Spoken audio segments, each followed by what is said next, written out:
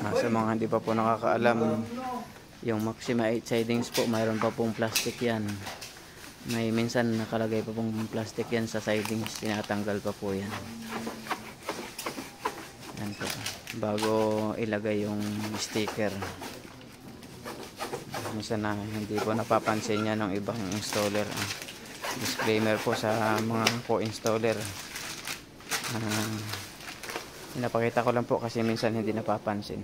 Mayroon pong sticker sa sidings, tinatanggalkan pa po yan bago ilagay yung sticker. May dating naman na wala. Ito po yung tinutukoy ni Bossing, yung sticker sa sidings. Meron pa po yan.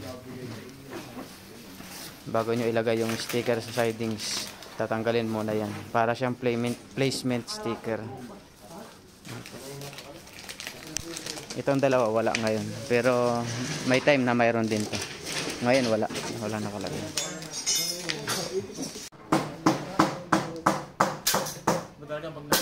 Maganda camera na.